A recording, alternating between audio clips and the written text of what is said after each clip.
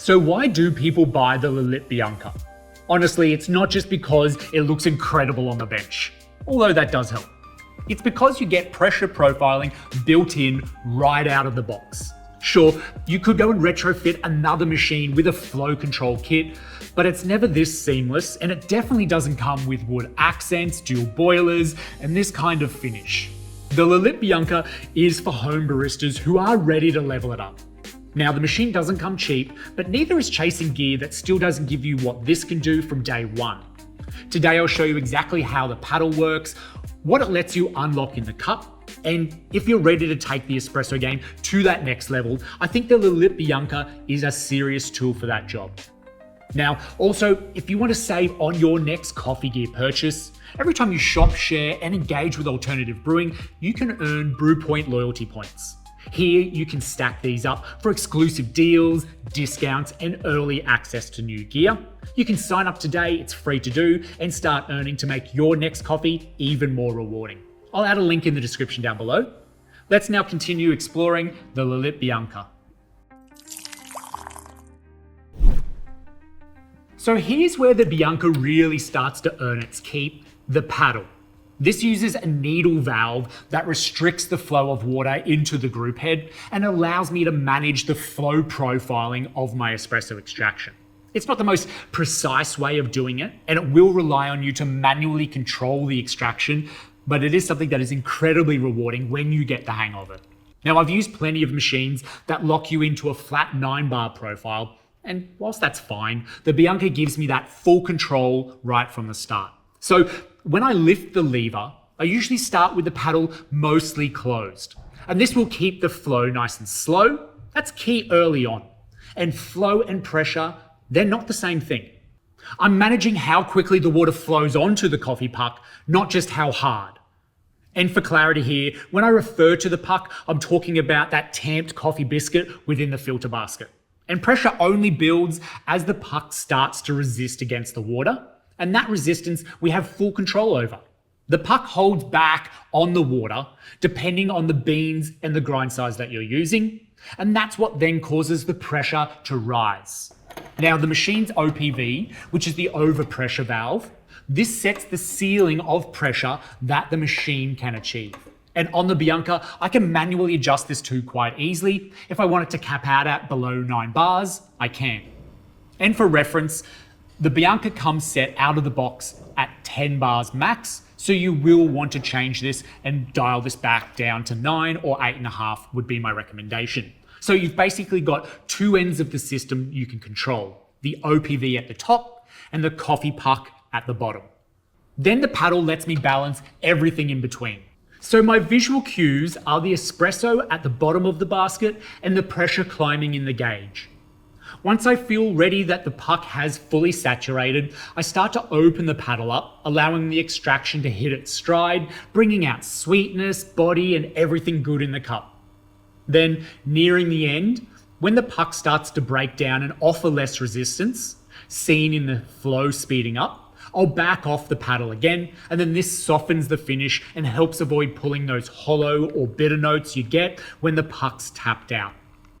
Now, depending on the roast, I'll tweak this. Sometimes I like to keep the flow low all the way. And this then will highlight more clarity, brightness, and acidity you would get in a light roast. Or if I'm using a medium to dark, I'm gonna ramp it up fast for more crema, richness, and body. And that's the beauty of it. I'm not just pulling a shot here with the Lelit Bianca, I'm shaping the way the coffee extracts in real time, every single time. Now, not every shot I pull needs to be full manual. Some days I want that hands-on control with the paddle, and then other times I just want repeatability. And this is where the Bianca's pre-infusion programming and low flow really come into play. On the LCC, Lelit's control center, I can set exactly how long the machine will pump water into the group head at full pressure and then stop. And then you can add a hold as well for pre-infusion, before the machine will then build up to full brew pressure again. Now, I'll usually go with something like 6 seconds on at full pressure, then 8 seconds hold. Then let the water sit in the puck, swell out, settle any air pockets before the pump starts up again for the real extraction. And it's a big help for reducing channeling, especially on lighter roasts or more finicky grind changes. And it just makes the whole shot more evenly extracted. On top of that, I'll often enable low flow at the beginning and also the end of the shot. And what this does is restrict the pump's output to 4 bars of pressure. So it's not trying to force water through the coffee puck too quickly. And I'll also set this at the start in conjunction with pre-infusion times. So you'll get a 6-second pre-infusion at 4 bars. Quite a soft infusion. Let it rest for 8 seconds. And then I'll run the low pressure past pre-infusion. So when the shot starts up again, it's not a ramp up in the traditional sense. It's more of a step up, and then at the end, a step down. And then once this is all programmed, all I need to do is add my portafilter to the machine, take the paddle all the way to the right, and then lift the lever up, and the machine will run that profile automatically. Just remember, you will need to push the lever back down again to stop the shot. And I think this is a fantastic way to be able to control these and have repeatability in your espresso if you're getting great quality out without having to adjust this manually on the fly. Though one of the more frustrating things about the programming of this automated shot is that you have to go back into the LCC to delete all of that programming if you want to use the paddle again manually without again any interference from pre-infusion or low flow. Since I'm in the LCC, I should also mention that it comes with dual PID, so you can control both boilers' temperatures directly. This is really useful when I'm switching between different roast styles. Say if I'm working with a light roast, I'll usually bump up the temperature a bit to open up the flavors in the cup, or for something more developed, I'll pull back a couple of degrees to round off that flavor. There is also an adjustable offset for the group head temperature, so you can calibrate what the machine is set to versus what's actually hitting the coffee puck. Now, in my own discovery, I found in most cases -7 to -8 degrees Celsius is best for this offset and accuracy. One more thing to know is that this machine is not instant on. I would give it a solid 20 minutes, maybe 25 to fully heat up. Make sure that both boilers come up to temperature and then the group gets saturated and heated. There's quite a large amount of brass here, so you want to make sure this is hot too before it becomes stable. Now, I personally would just flick it on, start my morning routine, and then come back when it's ready. Let's talk about the other practical elements of this machine though, like the water system. There is a 2.5 litre water tank on the Bianca, and this sits neatly at the back, which is great for bench saving space. But what I really like is that you can swing this water tank around to either side for even easier access. And this makes refilling way less awkward, especially if the machine's tucked in under a bench in a corner setup. Now, I've been running off the tank most of the time, but it's also plumbable and it comes with a braided hose, so you can plug it straight into the mains water, which is a big win if you want to go full cafe style.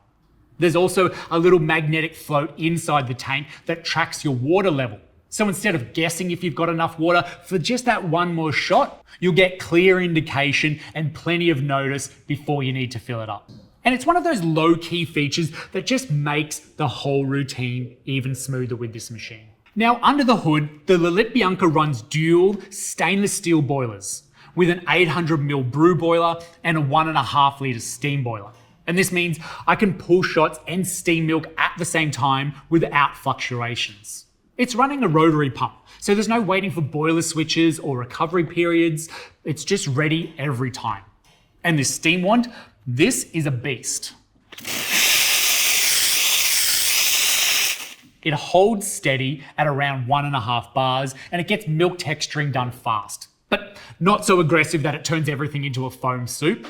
And you've still got control for microfoam and proper pours. I also like that both wands are articulated and cool to touch. I can move them wherever I need and I'm not worried about burning my fingers or melting a jug handle. Look, if you're spending this much money on a home espresso machine, you expect a solid build quality, and I think the Lelit Bianca absolutely delivers on this. It holds up to daily use, and then you have those wooden touches on the knobs, the lever, and the portafilter handle. And this all brings a warmth that you usually don't get within this category, as most prosumer machines, they really do lean on that industrial feel. Whereas this one actually looks like it belongs within the kitchen, not a workshop. Out of the box, you're not left hanging either. You get a bottomless portafilter, a standard double spouted one, along with a choice of 3 filter baskets, a proper stainless steel tamper that fits these filter baskets, not one of those flimsy plastic afterthoughts. There's a microfiber cloth, a back flush basket. You get a choice of a 2 or a 4-hole steam tip nozzle. For the record, I would just use the 4-hole. And that drip tray is actually one of those larger ones that I've used in a machine like this, which is super helpful when you're rinsing portafilters or running purge shots. It slides out smoothly and holds a decent amount before you need to empty it.